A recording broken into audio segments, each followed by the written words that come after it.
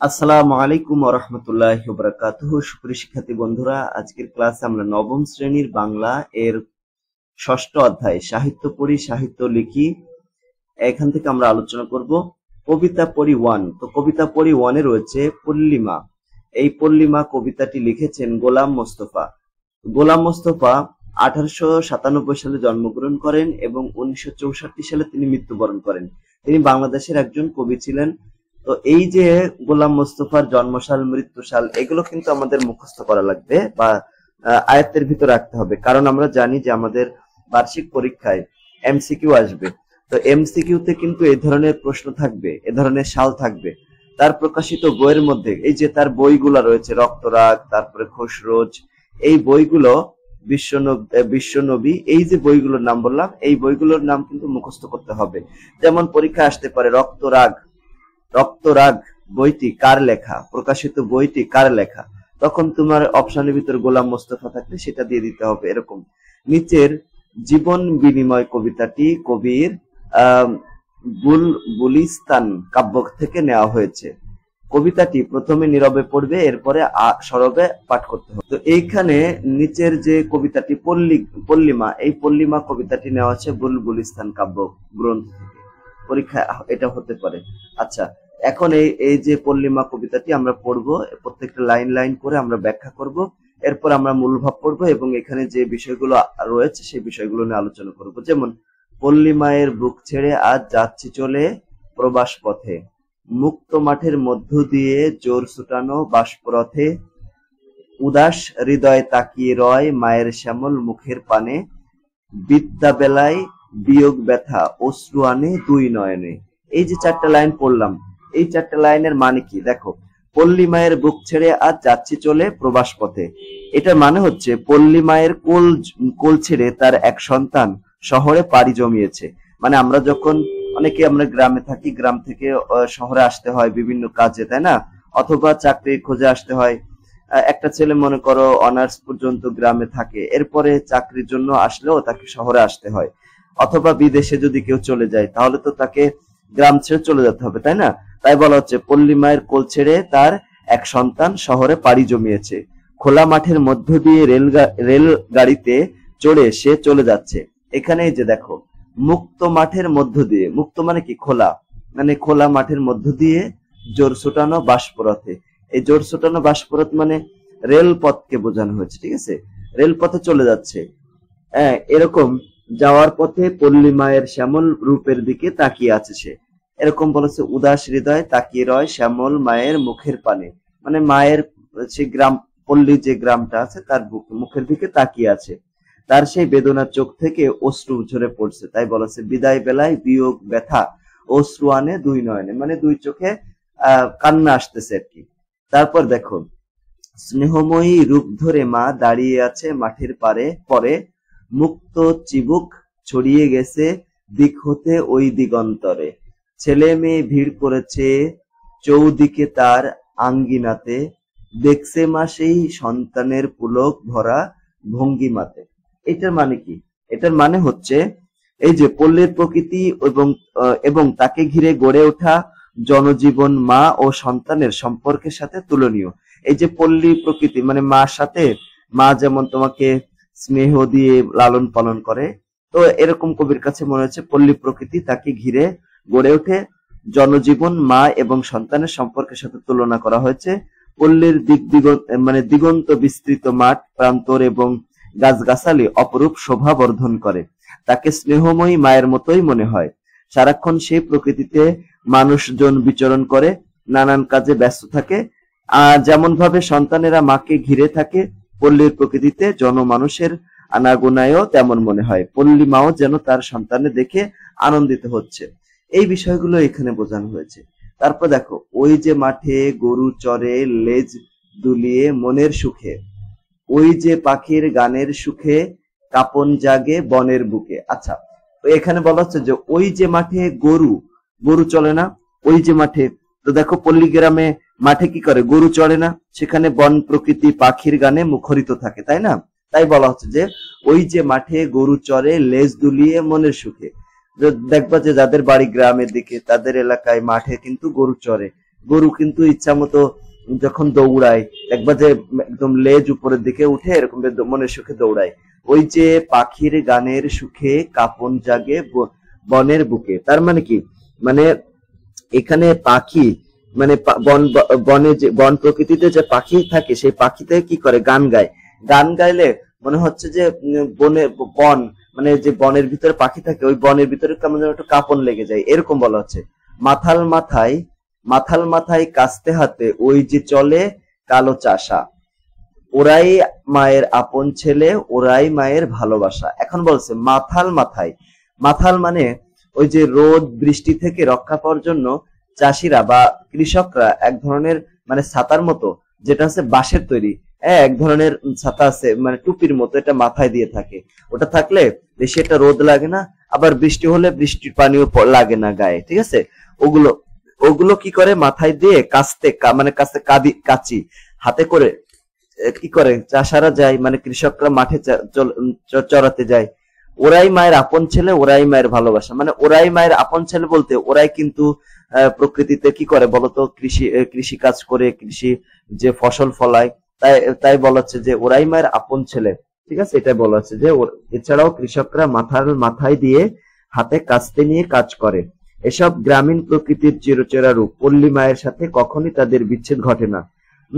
মায়ের আপন ছেলের মতো তারা পল্লীতেই বিরাজ করে। এই যে মনে করো যারা আছে পড়াশোনা করে অনার্স লেভেল মাস্টার্স লেভেল শেষ করে হলেও চাকরির জন্য তাকে বাইরে যেতে হয়, কিন্তু যারা কৃষক তারা কিন্তু কখনোই বাইরে যায় না, গেলেও হয়তো বা একদিনের জন্য যায়, কিন্তু তারাই সবসময় থাকে ওই পল্লী প্রকৃতিতে। এজন্য তাই বলতেছে যে কবি যে ওরাই মায়ের আপন ছেলে ওরাই মায়ের ভালোবাসা। খুবই সুন্দর একটা কথা। এই ধরনের দেখো এই ধরনের লাইন কিন্তু পরীক্ষায় আসতে পারে। এই যে ওরাই মায়ের আপন ছেলে ওরাই মায়ের ভালোবাসা, এই কথাটার অর্থ কি, অথবা এটার ব্যাখ্যা করো। এ ধরনের পরীক্ষায় কিন্তু এ ধরনের প্রশ্ন হবে। তোমরা জানো যে তোমাদের সিলেবাস দেওয়া হয়েছে এবং মানবন্টন দেওয়া হয়েছে, সেখানে এই যে রচনামূলক প্রশ্ন থাকতে পারে, সেই রচনামূলক যে প্রশ্ন সেটার ভিতরে এটা থাকতে পারে। তারপর দেখো, ওরা সবাই সহজভাবে ঠাঁই পেয়েছে মায়ের কোলে, শান্তি সুখে বস করে সব, কাটায় না দিন গন্ডগোলে। এখানে বলছে যে ওরা সবাই সহজভাবে ঠাঁই পেয়েছে মায়ের কোলে। ওরা বলতে কি, এই যে কৃষকদের কথা বলা হচ্ছে, ঠিক আছে, যে ওরাই সহজ ভাবে ঠাঁই পেয়েছে মায়ের কোলে, মানে পল্লীর সকল প্রাণী এবং মানুষ সুখে শান্তিতে বাস করে। এই যে এতক্ষণ যাদের কথা বলা হচ্ছে যে পল্লী প্রকৃতির যে পাখি, তারপরে প্রাণী, মানুষ, মানে কৃষক, এরা কি করে সহজভাবে পল্লীর কোলে ঠাঁই পেয়েছে, এরা সেখানে বসবাস করে সুখে শান্তিতে। সেখানকার জীবন সহজ সরল, অতি সাধারণ এবং সুন্দর। তাই বলেছে যে গরু মহিষ যে ঠাঁই করে, শালিক তাহার পাশে চড়ে, কখনো বা পৃষ্ঠে চড়ে, কখনো বা নৃত্য করে, বা নৃত্য করে আর কি, এটা বলা আছে। দেখো গরু মহিষ তুমি একটু খেয়াল করবা, যখন গ্রামের দিকে যারা থাকবা মাঠে দেখবা যে গরু মহিষ ধান খায়, মানে ঘাস খেতে থাকে, ওর পিঠের উপরে শালিক সহ বিভিন্ন রকম পাখি এসে বসে। এটা কিন্তু তোমরা দেখেছো, অনেকেই যাদের গ্রামের দিকে বাড়ি তারা কিন্তু দেখে থাকবে যে শালিকরা বা বিভিন্ন রকম পাখি আছে তাদের যে পিঠের উপরে বসে বসে কি করে, তারা যখন ঘাস খায়, মানে কারা ঘাস খায় বলতো, গরু মহিষরা ঘাস খায়। ঘাস খেতে খেতে ওখানে বিভিন্ন ধরনের ঘাস পুডিং ওড়ে, ওই শালিকরা ওই ঘাস পুডিং খাওয়ার জন্য কিন্তু গরু মহিষের যে পিঠের উপরে বসে থাকে। তো এটাই বলা হচ্ছে, কখনো বা পৃষ্ঠে চড়ে, কখনো বা নৃত্য করে, ওখানে বসে কখনো কখনো তারা নাচে, ডান্স করে, এরকম। তাহলে কি এটা একটা শান্তি, মানে কখনো তারা মারামারি করে না, এরকম বোঝাচ্ছে, ঠিক আছে। রাখাল ছেলে চড়াই ধেনু, বাজায় বেনু অসৎ মূলে। এখানে রাখাল ছেলে মানে যারা হচ্ছে ওই গরু মহিষ নিয়ে যায় ঘাস খাওয়ানোর জন্য, তাদেরকে বলা হয় রাখাল। তো সে রাখালেরা কি করে, গ্রাম প্রকৃতিতে রাখাল ছেলের গরু চড়ানো, অশ্বত্থ গাছের নিচে বসে তারা বাঁশি বাজান। অশ্বত্থ গাছের মানে বট গাছ নিচে বা বিভিন্ন ধরনের গাছ থাকে, গাছের নিচে বসে তারা বাঁশি বাজায়। সেই গানেরই পুলক লেগে ধানের ক্ষেত ওই উঠলো দুলে। দেখো এখানে কবি উপমা হিসেবে এটা ব্যবহার করছে, ঠিক আছে, যে ওই গান মানে বাঁশি বাজাচ্ছে এবং গান গাচ্ছে রাখাল, ওই রাখালের মানে যে বাঁশির সুরেই ধান খেতে যেন দোলা লাগে। আসলে ধান খেতে দোলা লাগে কিন্তু বাঁশির সুরে না, এখানে বাতাস থাকে, সেই বাতাসের জোরে বাতাস লাগে, বাতাসের কারণে ধান খেতে এরকম দোলা লাগে। তো কবির কাছে মনে হয়েছে যে বাতাসের কারণে দোলা লাগে না, মূলত রাখাল ছেলের যে বাঁশি এবং গানের তালেই হচ্ছে ওই বাঁশির ইয়া হয় আর কি, দোলা লাগে। সেই গানেরই পুলক লেগে বিলের জলের বাঁধন টুটে মায়ের মুখের হাসির মতো কমল কলি উঠল ফুটে। এখানে দেখছো কত সুন্দর করে উপমা ব্যবহার করেছেন তিনি। বলা হচ্ছে যে এখানে বাংলা গ্রামীণ প্রকৃতিতে রাখাল ছেলের গরু চড়ানো, অশ্বত্থ গাছের নিচে বসে তার বাঁশি বাজানো গানের সুর যেন প্রকৃতিতে আলোড়ন সৃষ্টি করে। ধান ক্ষেতের দুলে ওঠে, জল থই থই করে ফুটে ওঠে। পদ্মের সৌন্দর্য পল্লিমাকে আরো মোহনীয় করে তোলে। তাহলে কত সুন্দর এখানে কথাগুলো ব্যবহার করা হয়েছে। এরপর দেখো, দুপুর বেলায় ক্লান্ত হয়ে রৌদ্র তাপে কৃষক ভায়া বসলো এসে গাছের ছায়ায় ভুঞ্জিতে তার স্নিগ্ধ ছায়া। আচ্ছা, এখানে বলছে দুপুরবেলা কাজ করতে করতে কৃষকেরা কি করে বলতে, রোদের তাপে কি করে, ক্লান্ত হয়ে পড়ে। তো ক্লান্ত হয়ে পড়লে তারা গাছের ছায়া এসে, সেই গাছের যে স্নিগ্ধ ছায়া, সেই স্নিগ্ধ ছায়াতে এসে সব যে তার যে কষ্ট বা ক্লান্তি দূর করে ফেলে, ভুলে যায়। মাথার উপরে ঘন নিবিড় কচি কচি এই যে পাতা, ও যেন মার আপন হাতে তৈরি করা মাঠের ছাতা। মানে এই যে গাছের যে তলায় বসলে গাছের যে পাতাগুলো ছায়া দেয়, তুমি যখন যদি গাছের ছায়াতে বসো দেখবে অনেক প্রশান্তি লাগবে, অনেক শান্তি লাগবে। ওই যে পাতাগুলো মানে প্রকৃতি, মানে মনে হচ্ছে যে পল্লীমা নিজেই এগুলো তৈরি করেছে, ছাতাগুলো নিজের হাতে তৈরি করেছে পাতাগুলোকে, সেটা এখানে বোঝানো হয়েছে। ঘাম ভেজা তার ক্লান্ত দেহে শীতল শীতল সমীর তেমনি চাওয়া পাঠিয়ে দিল অমৃত মাতার স্নিগ্ধ শীতল আচল হাওয়া। যখনই সে তার ওখানে ক্লান্ত দেহ নিয়ে বা ক্লান্ত শরীর নিয়ে গাছের নিচে বসে, তখনই বাতাসে এসে তার যে স্নিগ্ধ শীতল আচল হাওয়া দিয়ে বাতাস দেয় তার ক্লান্তি দূর করার জন্য। কালো দিঘির কাজল জলে মিটলো তার তৃষ্ণা জ্বালা। মানে দেখো ওখানে যে কালো দিঘি থাকে, দিঘির জল পান করলে তার যে তৃষ্ণা সব মিটে যায়। কোন সে আদি কাল হতে মা রেখেছে এই জলের জ্বালা। এটাই বলতেছে কতদিন ধরে এইরকম ভাবে মা এটা করতেছে আর কি। সবুজ ধানে মাঠ চেয়েছে কৃষক তাহা দেখলো চেয়ে। মানে যখন চারপাশে যে সবুজ ধানে মাঠ চেয়ে যায়, কৃষক তার সেইগুলো দেখে। রঙিন আশায় স্বপ্ন এলো নীল নয়নের আশা, আকাশ চেয়ে। যখন এরকম ভাবে সবুজ মাঠে ধান দেখতে পারে, তখন কৃষকের মনে অনেক আনন্দ জাগে, ঠিক আছে, অনেক ভালো লাগে তার এর ভিতরে। রঙিন আশার স্বপ্ন এলো নীল নয়নের আকাশ চেয়ে, ওদেরই ও ঘরের জিনিস আমরা যেন পরের ছেলে, মোদের ওতে নাই অধিকার ওরা দিলে তবেই মেলে। বলতেছে যে ওদেরই এই ঘরের জিনিস আমরা যেন পরের ছেলে। মানে বলতেছে যে এই যে যত মাঠে যত ধরনের ফসল ফলে, ওই ফসলগুলো মনে হচ্ছে কবির কাছে মনে হচ্ছে যে ওগুলো ওই কৃষকের, আমাদের মতো যার নাই অধিকার, মানে আমরা যারা মনে করো শহরে চলে যাই, ঠিক আছে, তাদের এদের কোনো অধিকার নাই। যদি কৃষকরা দেয় তাহলে তবেই আমাদের কাছে ওই অধিকার মিলবে, তাই বলতেছে, ঠিক আছে। খুবই সুন্দর একটা কথা এখানে বোঝানো হয়েছে। তারপরে ওই যে লাউয়ের জাংলা পাতা ঘর দেখা যায় একটু দূরে, কৃষক বালা আসছে ফিরে নদীর পথে কলসিপুরে। দেখো বলছে ওই যে লাউয়ের জাংলা পাতা, এর মানে কি, গ্রামীণ প্রকৃতিতে লাউয়ের মাচা থাকে, কুড়ে ঘর, কৃষক কন্যার কলসি কাকে নদী থেকে পানি নিয়ে আসা দৃশ্য অপরূপ সৌন্দর্যের ধারক। এমন সুন্দর স্নিগ্ধ প্রাকৃতিক পরিবেশে কুড়ে ঘরে থেকেও যে সুখ পাওয়া যায় তা রাজার যে আলয়, বা এখানে বলেছে ওই কুড়ে ঘর উহার মাঝেই যে চিরসুখ বিরাজ করে, নাই রে সে সুখ অট্টলিকায়, নাই রে সুখ রাজার ঘরে। মানে ওই যে কুড়ে ঘরে যত সুখ রয়েছে, ওই সুখ যেন রাজার ঘরেও নাই, অট্টলিকাতেও নাই। তাই বলেছে কত গভীর তৃপ্তি আছে লুকিয়ে যে ওই পল্লী প্রাণে, জানুক কেহ নাই বা জানুক সে কথা মোর মনেই জানে। মায়ের গোপন বৃত্ত বা তার খোঁজ পেয়েছ ওরাই কিছু, মোদের মতো তাই ওরা আর ছোটে নাকো মোহের পিছু। তাই বলতেছে যে এখানে এখানে অনেক সুন্দর একটা কথা বলা আছে যে পল্লীর মনোরম প্রাকৃতিক পরিবেশে যে প্রশান্তি বিরাজ করে তা শহরে নেই। একথা পল্লী মায়ের কোনো সন্তানের কাছে অজানা নয়, সবাই জানে।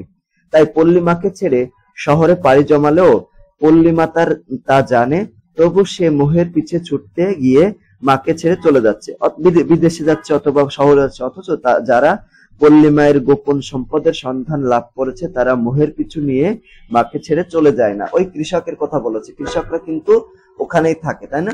কত সুন্দর একটা কবিতা, অনেক সুন্দর করে এখানে বুঝিয়ে দিলাম। এখানে কতগুলো শব্দ অর্থ রয়েছে, যেমন অশ্বত্থ মানে অশ্বত্থ গাছ, তারপরে কমল কলি মানে পদ্মের মানে মুকুল, কৃষক বালা মানে কৃষকের কন্যা, চিকুল মানে চুল, চিকুর মানে চুল, জাংলা মানে বাঁশে তৈরি মাচা, জ্বালা মানে মাটির বড় পাত্র, টোটো টোটা মানে দূর হওয়া, টোটা মানে কি দূর হওয়া, ঠাই মানে স্থান বা জায়গা, দিগন্তর মানে যেখানে আকাশ মাটিতে মিশেছে মনে হয়, ধেনু মানে গরু, প্রবাস পথ মানে বিদেশের রাস্তা। তারপর দেখো বাষ্পরথ মানে রেলগাড়ি, বেনু মানে বাঁশি, ভুঞ্জিতে মানে ভোগ করতে, মোহ মানে লোভ, এবং সমীর মানে বাতাস। তো আমরা এটা পড়ে ফেললাম। এখন আমাদের মূল কাজ 119 নম্বর পেজে দেখো, কবিতার কাঠামো বুঝি। পল্লীমা কবিতায় পড়ার পর নিচের ছকটি পূরণ করো। প্রথমে কলমের জিজ্ঞাসাগুলোর, এই যে কলম যে জিজ্ঞাসা রয়েছে, কলামের জিজ্ঞাসাগুলোর জবাব দ্বিতীয় কলামে লেখো। এ কাজের জন্য সহপাঠীদের সাথে আলোচনা করো এবং শিক্ষকের সহায়তা নিতে হবে। তো এই যে এখানে জিজ্ঞাসা আছে এবং জবাব রয়েছে এখানে, তো আমরা এটার উত্তর লিখবো। এখন তার আগে আমরা একটা কাজ করব, সেটা হচ্ছে পল্লী কবিতা রয়েছে সেটার মূল ভাব জেনে নেব। যদি তোমাদের পরীক্ষায় কখনো আসে যে এই কবিতার মূল ভাব লেখো, তাহলে এটা লিখতে হবে, পল্লীমা কবিতায় কবি গ্রাম ছেড়ে শহরে পাড়ি জমানো এক যুবকের মাধ্যমে পল্লী জীবনের নানা বিষয় ফুটিয়ে তুলেছেন তার অসাধারণ শিল্পের ছোঁয়ায়। মায়ের কাছ থেকে বিদায় নেওয়ার আবেগঘন পরিস্থিতি থেকে শুরু করে যাত্রাপথে পল্লী প্রকৃতির অসাধারণ রূপ বৈচিত্র্য তুলে ধরেছেন তিনি। গ্রাম বাংলার নানা বিষয়ে কবিতার চমৎকার শিল্প কুশলতায় এখানে ফুটিয়ে তুলেছেন। শহর এবং গ্রামের মানুষের তুলনা করে তিনি গ্রামের সহজ সরল ও কর্মঠ মানুষের মোহমুক্ত জীবনের কথা বলেছেন। পাশাপাশি গ্রামের এই খেটে খাওয়া মানুষদেরকে গ্রামের প্রকৃতির কত আদর যত্নে আগলে রেখেছে সেই বিষয়গুলো তুলে ধরেছেন। কবির মতে মাতৃভূমির গোপন ধন সম্পদ এই পল্লী গ্রামে লুকায়িত আছে। কৃষক রাখাল গ্রামে থাকা মানুষরাই পল্লী মায়ের আপন সন্তান, আর যারা শহরমুখী মোহে আবদ্ধ তারাই পল্লী মায়ের থেকে দূরে সরে যাওয়ার সন্তান। তারপরে এই যে আমাদের যে শখটা, সেই শখটার কি অনুপ্রাসের উদাহরণ। এইখানে এই যে আমরা কবিতাটা পড়লাম, ওখানে অনুপ্রাস কোথায় আছে? অন্তমিল অনুপ্রবাস আছে, অনুপ্রাস আছে এবং পুনরাবৃত্ত অনুপ্রাস আছে। যেমন পথে রথে, সুখে বুকে, এগুলো হচ্ছে অন্তমিল অনুপ্রাস। আর পুনরাবৃত্তি অনুপ্রাস মুক্ত মাঠের মধ্য দিয়ে, এখানে মধ্বনির পুনরাবৃত্তি ঘটেছে। উপমার উদাহরণ দিতে হবে, মায়ের মুখের হাসির মতো কলম কলি ফুটলো ফুটে, কলম মানে কমল কলি উঠলো ফুটে। এখানে পদ্ম ফুল ফোটাকে মায়ের হাসির সঙ্গে তুলনা করা হচ্ছে। লয়ের প্রকৃতি মানে কবিতাটি লয় হচ্ছে দ্রুত গতির। ছন্দের ধরন হচ্ছে কবিতাটি স্বরবৃত্ত ছন্দে রচিত। পরীক্ষায় কিন্তু আসতে পারে যে এখানে ছন্দে মানে পল্লী যে মা কবিতাটি রয়েছে এটা কোন ছন্দে রচিত, তখন তোমাকে বলতে হবে স্বরবৃত্ত ছন্দে রচিত। এরপরে আমাদেরকে একটা কাজ করতে হবে, সেটা হচ্ছে জীবনের সঙ্গে কবিতার সম্পর্ক। দেখো, জীবনের সঙ্গে কবিতার সম্পর্ক খুঁজি। 100 থেকে 150 শব্দের মধ্যে নিচের প্রশ্নগুলোর উত্তর লেখো। এরপর সহপাঠীর সঙ্গে আলোচনা করো এবং প্রয়োজনে তোমরা উত্তর সংশোধন করো। দেখো, পল্লীমা কবিতায় কবি কি বলতে চেয়েছেন। দেখো, এটা কিন্তু তোমাদের যে রচনামূলক প্রশ্ন রয়েছে, রচনামূলক প্রশ্নে 5 মার্ক থাকবে। এ ধরনের প্রশ্ন কিন্তু এটা হতে পারে। এই দেখো, তোমাদের আমি একটু সিলেবাসটা দেখাই। এই যে দেখো, রচনামূলক প্রশ্ন দেখছো, এখানে 3টা রচনামূলক প্রশ্ন লিখতে হবে, 5 মার্ক করে থাকবে। তো এই রচনামূলক প্রশ্নে কিন্তু এই ধরনের প্রশ্ন থাকতে পারে যে পল্লীমা কবিতায় কবি কি বলতে চেয়েছেন, এইটা কিন্তু তোমাদের রচনামূলক প্রশ্নে থাকতে পারে। পল্লীমা কবিতায় কবি গ্রামীণ জীবনের নানা দিক তুলে ধরেছেন এবং সেখানকার মানুষের জয়গান গেয়েছেন, জীবনের প্রয়োজনে কবিকে গ্রাম থেকে শহরে যেতে হয়। তার এই যাওয়া মোটেই আনন্দের নয়। এ কারণে বিদায় বেলায় তিনি অশ্রুসিক্ত। কবির পল্লীমা স্নেহময়ী রূপ নিয়ে তার দিকে তাকিয়ে থাকে।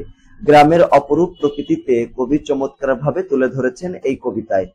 যেখানে মাঠে মাঠে গরু চরে, গাছে গাছে পাখিরা গায় গান, গান গায়, গরু মহিষের পিঠে শালিক পাখি, তারপরে সবুজ ধানে ছাওয়া মাঠ প্রভৃতি বিষয় কবি তুলে ধরেছেন। তিনি গ্রামের চাষিদের কাজকর্মের কথা বলেছেন। তারা কাস্তে হাতে মাঠে কাজ করতে যায়, রোদে কাজ করে তারা ক্লান্ত হয়ে গাছের স্নিগ্ধ ছায়ায় বিশ্রাম নেয়। কবি মনে করেন তারাই পল্লী মায়ের সত্যিকারের সন্তান, দেশের ভালোবাসা, কারণ তারা গ্রামেই সুখ শান্তিতে বসবাস করে, সে কোনো মোহে জড়ায় না। কবি মনে করেন গ্রামের কুড়ে ঘরগুলোতে চিরসুখ বিরাজ করে, যা শহরের অট্টালিকায় পাওয়া যায় না।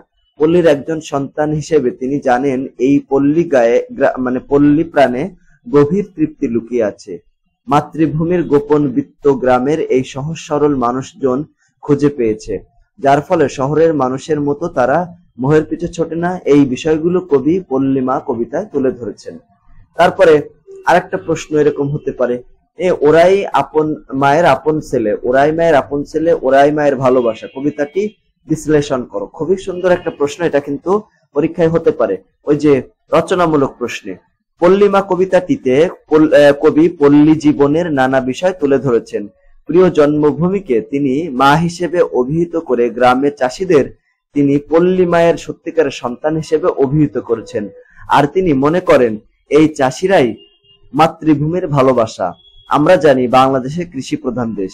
এদেশের অধিকাংশ মানুষ প্রত্যক্ষ এবং পরোক্ষভাবে কৃষির উপরে নির্ভরশীল, আর সেই কৃষিকাজ সম্পন্ন হয় গ্রামের চাষিদের মাধ্যমে।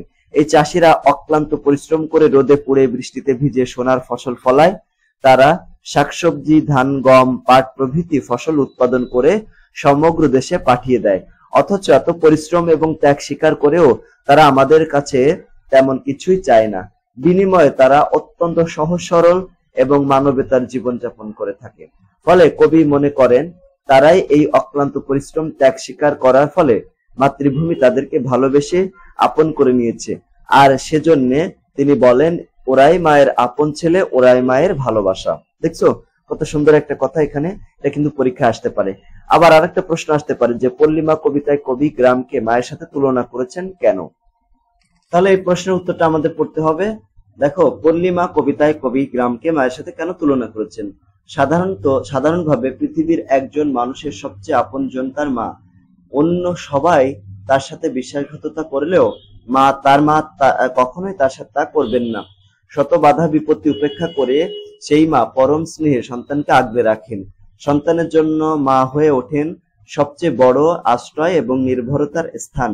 পল্লীমা কবিতায় কবি গ্রামকে এই স্নেহময়ী মায়ের সাথে তুলনা করেছেন, কেননা মা যেমন তার সন্তানকে পরম স্নেহে আগলে রাখেন, এই গ্রামও তার মাটিতে জন্ম নেওয়া মানুষকে পরম স্নেহে আগলে রাখে।